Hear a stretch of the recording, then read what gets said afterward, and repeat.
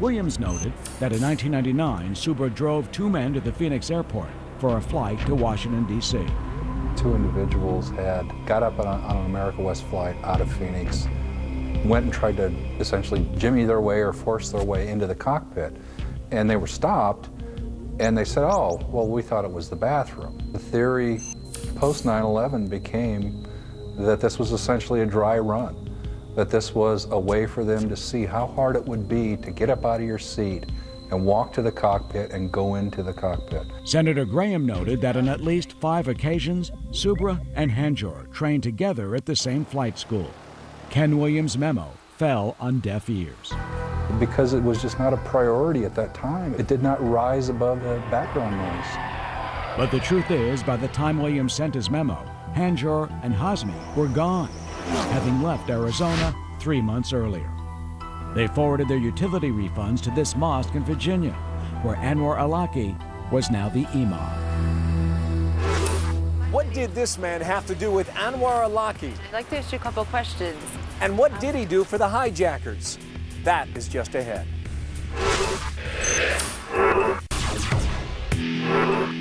We need to speak the truth, even if it sounds bitter. In January 2001, Anwar Alaki moved on from San Diego and became imam at this Virginia mosque. And that is the difference between right and wrong, evil and good. Within months, Flight 77 hijackers Nawaf al-Hazmi and Hani Hanjor would follow their spiritual keeper. Not Michigan, not Louisiana, not New Orleans. They end up in Falls Church, Virginia, right next to a mosque that the imam is Anwar Alaki. Alaki again asked people who were his followers to help these guys out with IDs, with driving them around, finding apartments. Another secret of 9/11 is this man, 28-year-old Jordanian named Ayad al-Rababa. He ran illegal driver's license schemes in New Jersey, Connecticut, and Virginia, and had apartments in all 3 states. An investigation lead came up from our Virginia office, asking us to run down and locate an individual by the name of al-Rababa, connected to motor vehicle driver's licenses addresses that's similar to the hijackers. Hi, this is where we're coming up to where Muhammad Atta's phone card was found, right in the area of this Dunkin' Donuts here. 15 out of 19 actually came through Jersey at some point. Then FBI Special Agent Bob Bukowski led the Pent Bomb investigation team in Paterson, New Jersey. He talked about the 9/11 case for the first time. He found out we were looking for him, there's no doubt. When he got tipped off, he was in Connecticut at the time. He walked into the Connecticut office of the FBI and said, oh, by the way, I just happened to meet the hijackers. But we knew that wasn't true. It was still September. Our Paterson office called me and said, hey, Peter, you sitting down? Peter Shue is an FBI special agent in the Washington field office. This was the first live person.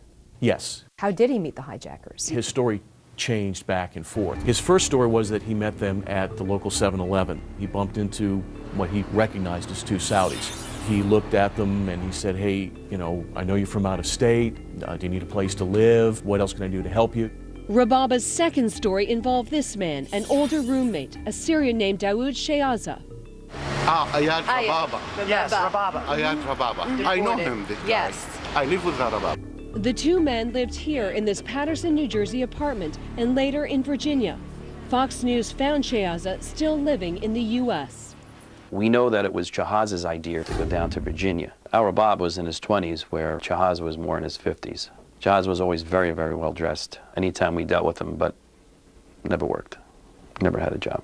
During our course of our investigation, we had found that he had made a call to the Saudi embassy in Washington, and he also made a call to the Saudi embassy in Russia.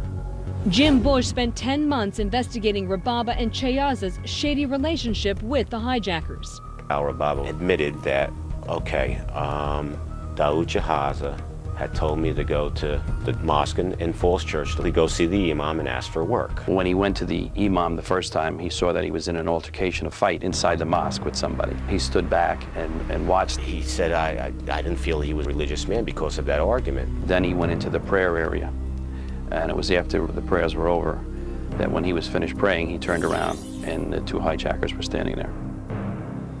We thought that was very, very strange that they picked him to assist them to get an apartment when there was 400 or 500 other people there. How many times did you see Hamzi and Hanjor? I think 3 times. Yeah, bring them to the house, so eat some fruit. I was see them is very nice. We asked al-Rababa if he was a religious man, and he said he didn't pray and he didn't go to any mosque. Shahaza also said he was not a religious man and did not pray. Are you religious? No. Then why would you go to the mosque? I'm bad Muslim. Anwar Allah. How did you come to meet him? I'm very upset about that, Right. really. So everybody have to do something for them, really. He just didn't go down there and meet these people by accident. They had to have a network. Bukowski and Bush believe Alaki tasked Rababa to help the hijackers. The 9/11 Commission shared that suspicion, but it did not include Shayaza. And there is this connection between Alaki and the Hamburg 9/11 cell.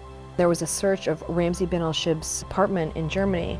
The people found the fax number for the Virginia mosque where Anwar al-Awlaki was working. It is another thread that ties Awlaki to the 9/11 plot. The hijackers moved quite a bit. They kept moving frequently. This is the apartment that Rababa found for the hijackers in Alexandria, Virginia, and Shayaza asked his roommate for other help. Called him and said, hey, the Saudis are back and they're looking for you and they'd like you to take them sightseeing. In May 2001, Rababa found Hazmi and Hanjur with two new roommates, future muscle hijackers Ahmed al-Ghamadi and Majed Moked. It was a road trip from hell. The five men drove up I-95 and ended up staying for 2 nights in Fairfield, Connecticut at this motel in room 73. 75 phone calls were made to locate flight schools, car agencies, and apartments. They argued over money and they wanted to move on. I guess it just didn't pan out for them up in Connecticut, so al-Rababa suggested, I'll take you to Patterson. He said that was the last time he had seen him, but the next day we know that the hijackers moved to Patterson. They wound up settling here for about 3 months, up on Union Avenue. They stayed on the 3rd floor up here. Investigators placed Rababa in Patterson with Hanjur less than 2 months before 9/11. We're coming up to the South Patterson Library. This is where Hani Hanjur used computers. We had a very good independent witness, and that puts Iyad with Hani at the library. Iyad denied it. I think we got 90% of the story. Coming up, we dig deeper and ask what happened to these people who helped the hijackers. Where are they now? Some of the answers you will find stunning. And why was Anwar al-Awlaki, the man who may now inherit al-Qaeda, invited to lunch at the Pentagon only months after the attacks? That's a Fox News exclusive.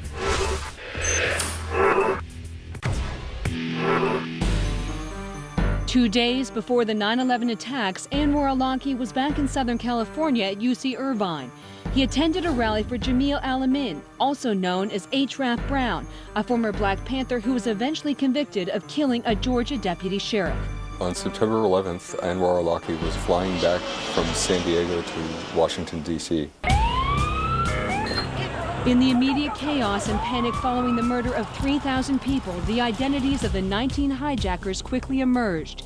15 of them were Saudi citizens. Last points of contact were tracked down, including al-Awlaki, who was interviewed 4 times by the FBI between September 15th and 19th. He was quick to go on a media outreach tour for Islam. There has never been a war that succeeded against terrorism. This email, obtained exclusively by Fox News, confirms that al-Awlaki was invited to and attended a lunch in a Pentagon executive dining room on February 5, 2002. More than 70 people whose names were redacted by the Defense Department are copied on the invitation from the Office of General Counsel. The luncheon featured al-Awlaki as a guest speaker for, quote, Islam and Middle Eastern politics and culture. The DOD lawyer who vetted the imam wrote she, quote, particularly liked how he addressed how the average Middle Eastern person perceives the United States. At the time, besides the known relationship with at least 3 of the hijackers, al-Awlaki had a rap sheet with arrests for prostitution and another for loitering around a school. Is this lunch shocking to you in some ways? This looks like it may have been another example of where the Department of Defense was unaware of what the Department of Justice and the FBI knew about al-Awlaki. Days after that lunch, al-Awlaki left the country. 3 months later, a warrant for his arrest was issued for passport fraud. The American-born cleric is now hunted in Yemen, where he also holds citizenship.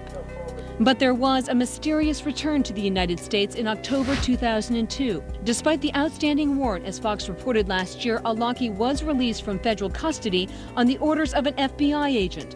Congressman Frank Wolf wants answers to that secret of 9/11. I wrote your concern in a Fox News report about the Bureau's October 2002 decision to release Anwar Al-Awlaki from custody upon his return to the U.S. despite an outstanding warrant for his arrest at that time. I'd be happy to look into the matter. I can tell you that we tried to provide everything that we had that would be responsive to the interests of the 9/11 Commission at the time. In the years since 9/11, Al-Awlaki has become more operational, with direct links to the massacre at Fort Hood, failed underwear bomber, and the failed attack on Times Square.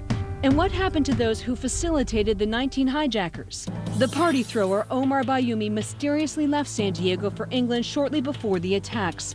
He was detained by Scotland Yard at the request of the FBI, but the FBI never showed up, and so they had no alternative but to release Bayoumi, and shortly thereafter he returned to Saudi Arabia. Modar Abdullah tried to remain in the U.S. Now, right after 9/11, he tried to marry somebody. Right. He was trying to protect his immigration status because he knew that a lot of agents were going to be coming down on him pretty quickly. Nevertheless, he was deported on an immigration violation to Yemen in May 2004. Ayad al-Rababa was eventually charged with document fraud and deported to Jordan in July of 2003. His roommate, Shayaza, is still trying to stay here. He now has a social security number, and he's free to move about in this country, which is shameful.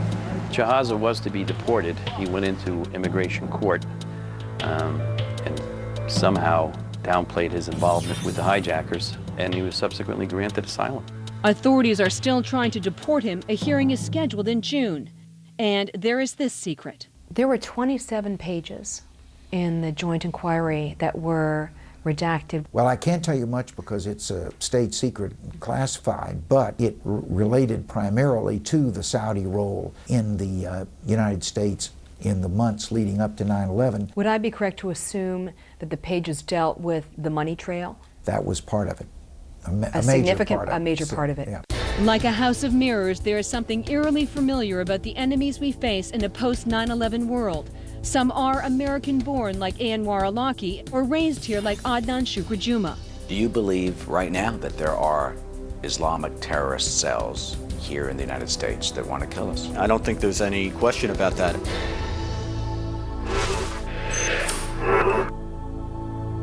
Osama bin Laden is dead, but the harsh truth remains that Al-Qaeda and all its franchises flourish here and around the world, often living in plain sight.